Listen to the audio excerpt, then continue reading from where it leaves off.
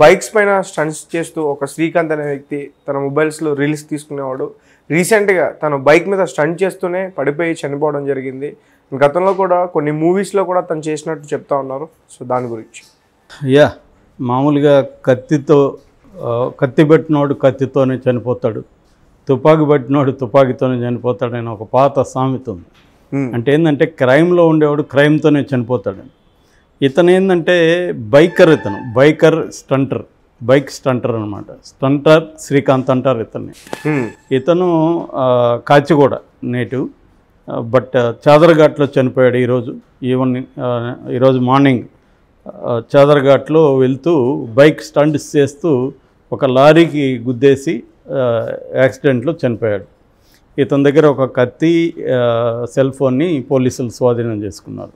అంటే మామూలుగా ఇతను రౌడీ షీట్ కూడా ఓపెన్ అయింది. ఆల్రెడీ 2-3 పోలీస్ స్టేషన్లో రౌడీ షీట్లు కూడా ఉన్నాయి. మన సుల్తాన్ బజార్ పోలీస్ స్టేషన్లో రౌడీ షీట్ ఉంది, లేక్ పోలీస్ స్టేషన్లో రౌడీ షీట్ ఉంది. ఇలాగా ఇతను కొంత రౌడీ షీటరు ప్లస్ లిరిక్స్ రాస్తాడు, పాడతాడు. ఇతను చాలా వీడియోస్ ఉన్నాయి, దోస్తానం మీద వీడియోస్ ఉన్నాయి.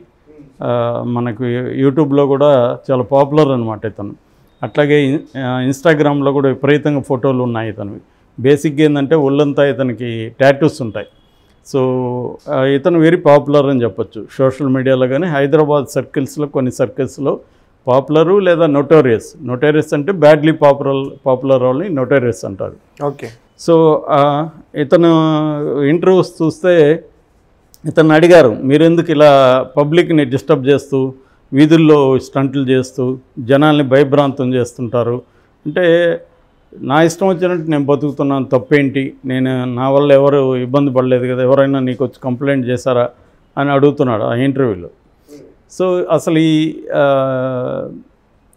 ఇలాంటి కుర్రవాళ్ళు బైకర్స్ చాలామందిని చూస్తాం మనం. నేను అప్పుడప్పుడు నెక్లెస్ రోడ్లో వెళ్తున్నప్పుడు కూడా మార్నింగ్స్ వెళ్తే విపరీతంగా ఇలాంటి వాళ్ళు కనబడతారు.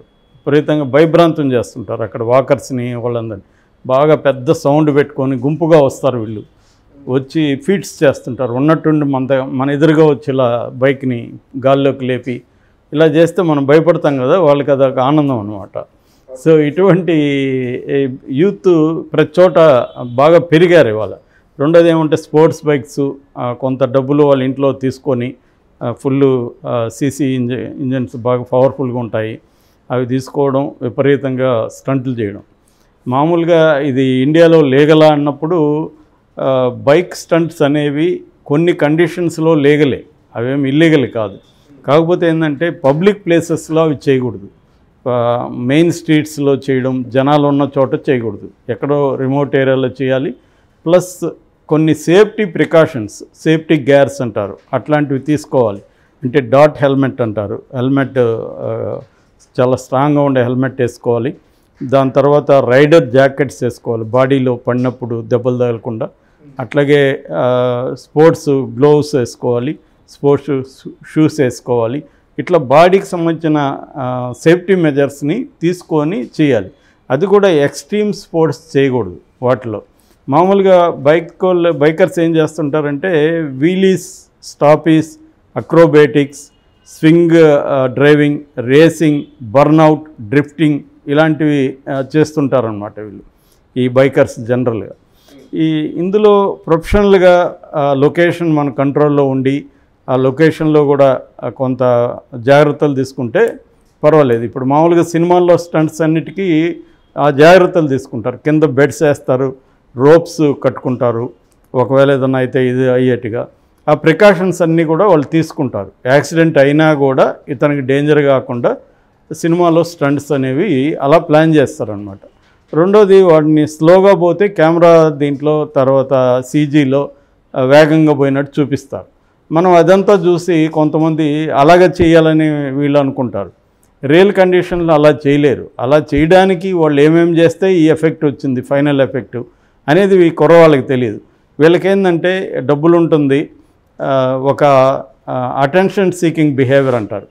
అంటే మనల్ని అందరూ గుర్తించాలి, అందరూ నన్ను చూడాలి, నన్ను గురించి గొప్పగా చెప్పుకోవాలనే ఒక సెన్సేషనల్ సీకింగ్ బిహేవియర్ అనేది వీళ్ళకు ఉంటుంది. అట్లాగే ఒక సుపీరియారిటీ కాంప్లెక్స్ చూపిద్దామని, మిగతా వాళ్ళకంటే నేను గ్రేటు అనుకునే స్వభావం ఉంటుంది. అది ఈ అబ్బాయిలో కూడా కనబడుతుంది. అట్లాగే నేను యునిక్, ఇతరులలాగా కాదు, నేను డిఫరెంటు, నేను యునిక్ అనుకునే ఒక యాటిట్యూడ్ ఈ మధ్య జనరల్గానే యూత్లో బాగా పెరిగింది.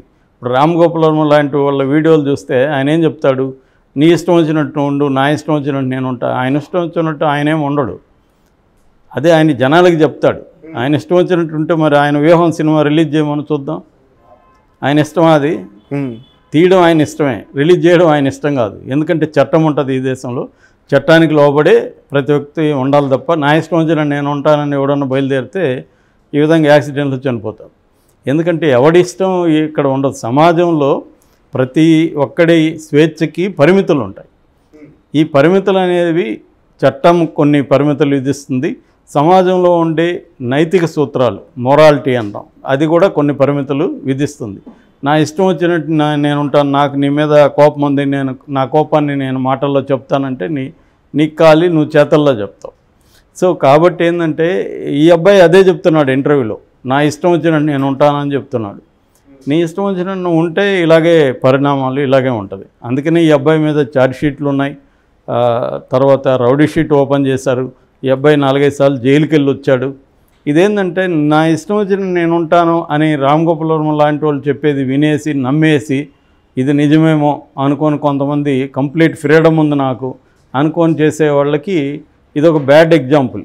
ఆ మధ్య కూడా హైదరాబాద్ నుంచి వెళ్ళి చెన్నైలో ఒక అబ్బాయి ఇలాగే వీధుల్లో స్టంట్స్ చేసి అందరిని భయభ్రాంతం చేస్తుంటే పోలీసులు అరెస్ట్ చేసి సెక్షన్ 336 ఐపీసీ, తర్వాత 279 ఐపీసీ ఈ రెండు పెట్టారనమాట. అంటే పబ్లిక్ డిస్టర్బెన్సు ఇవన్నీ పెడితే అక్కడ చెన్నై హైకోర్టు అతనికి శిక్ష విధించుదామని అనుకున్నప్పుడు ఈ అబ్బాయి తరఫున అడ్వకేటు జడ్జి గారిని రిక్వెస్ట్ చేసుకున్నారు.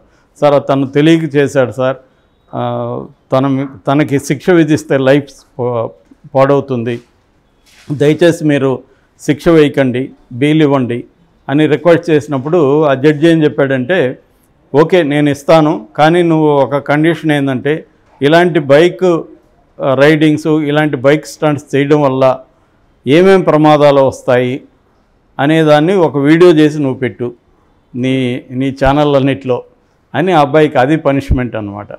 అంటే ఇలాంటి వాళ్ళకి ఏంటంటే కౌన్సిలింగ్ కూడా అవసరం. వీళ్ళకి పీర్ ప్రెజర్ అంటారు. పీర్ ప్రెజర్ అంటే వీళ్ళ ఫ్రెండ్స్లు ఎవడో చేస్తుంటాడు, దాన్ని వీడు కూడా చేయాలని వీడు అనుకుంటాడు. లేదా వాడరా గ్రేట్రా, వాడరా మగాడరా, నువ్వు దేనికిరా పనికిరాను అన్నట్టుగా చూస్తారు. దాంతో ఇతను కూడా తన మగతనాన్ని నిరూపించుకోవాలి. ఇది మెయిన్గా మేల్ టీనేజర్సే ఎక్కువ చేస్తుంటారు. అమ్మాయిలు ఈ బైక్ స్టంట్స్ ఎక్కువ చేయరు, వెరీ వెరీ రేర్, ఎవరో ఒకరిద్దరు మాత్రమే ఉంటారు. అబ్బాయిలు మాత్రం ఎక్కడంటే అక్కడ మన కాలనీలో కనిపిస్తారు. అందులో ఈ ఓల్డ్ సిటీలో ఎక్కువ మంది ఇలాంటి వాళ్ళు ఉన్నారు. ఈ అబ్బాయి కూడా కాచిగూడే కానీ ఎక్కువ ఓల్డ్ సిటీలోనే తిరుగుతుంటాడు. ఇప్పుడు చనిపోయింది కూడా అక్కడే, చాదరఘాట్. సో అక్కడ ఏంటంటే పేరెంటల్ కంట్రోలు ఈ పిల్లల మీద ఉండదు. ఇప్పుడు ఈ అబ్బాయి వాళ్ళ నాన్న కూడా సరిగా ఇంట్లో ఉండడు. ఇతను ఫోటోల్లో చూస్తే కూడా అమ్మాయి ఎక్కువ కనబడుతుంది, అమ్మతో క్లోజ్గా ఉన్నాడు, అదే ఎక్కువ కనబడుతుంది. సో వీళ్ళు ఏంటంటే ఈ సుపీరియారిటీ కాంప్లెక్స్ ఉంటుంది, సెన్సేషన్ సీకింగ్ ఉంటుంది, తర్వాత సెన్స్ ఆఫ్ మాస్టరీ అంటే ఇతరులని డామినేట్ చేసే విధంగా ఒక ఇది ఉంటుంది, సెల్ఫ్ ఎస్టీమ్ ఉంటుంది, తర్వాత ఎస్కేప్ ఫ్రమ్ రియాలిటీ. ఇలాంటి వాళ్ళ ఇష్యూస్లో ఏంటంటే కొంత ఇంట్లో సరిగ్గా లేకపోవడం, ఒక రకమైన కష్టాలు ఇబ్బందులు ఉండడం, దాని నుంచి ఎస్కేప్ అవడానికి కూడా వీళ్ళు చూస్తారు. మామూలుగా ఎందుకు ఓల్డ్ సిటీలో ఇదంతా ఉంటుందంటే చాలామంది వాళ్ళ ఇల్లు చాలా చిన్నగా ఉంటాయి. ముస్లిమ్స్, నేను కూడా పద్మారావు నగర్లో ఇంతకుముందు ఉన్నా, ఆ కాలనీలో ఉండే ముస్లిం యూత్ అంతా మా ఇంటి ముందు దాదాపు అర్ధరాత్రి 3 దాకా 4 దాకా గోల్ చేస్తూ ఉండేవాడు. ఎందుకంటే వాళ్ళు ఇళ్ళల్లో పోయి ఫ్రీగా ఉండలేని పరిస్థితి, అంతా కూడా స్లమ్స్ వాళ్ళే. సో వీళ్ళు బయట వచ్చేసి ఇది చేస్తుంటారు. సో ఇలాంటి ప్రాబ్లమ్స్ ఉంటాయి. అదేంటంటే పావర్టీ ఉండడం, వాళ్ళకి ఇబ్బందులు ఉండడం కమ్యూనిటీలో, దాంతో వీళ్ళు ఇలాంటి కార్యక్రమాలకు కూడా బయట వస్తుంటారు. ఏదేమైనా ఇది ట్రాజడీ. దీని నుంచి నేర్చుకోవాల్సింది ఏంటంటే పిల్లలు టీనేజ్ పిల్లలకి బైక్స్ ఇవ్వకపోవడం, అట్లాగే వాళ్ళని ఇట్లా డేంజరస్ స్టంట్స్ పబ్లిక్లో చేయకుండా ఉండడం అనేది అవసరం. సేఫ్టీ ప్రికాషన్స్ తీసుకోవాల్సిన అవసరం ఉంది. సో పేరెంట్స్ ప్రధానంగా కంట్రోల్ చేయాలి. తర్వాత పోలీసులు కూడా ఇలాంటివి జరిగినప్పుడు సీరియస్గా తీసుకొని కేసులు పెట్టడం అనేది చేయాలి.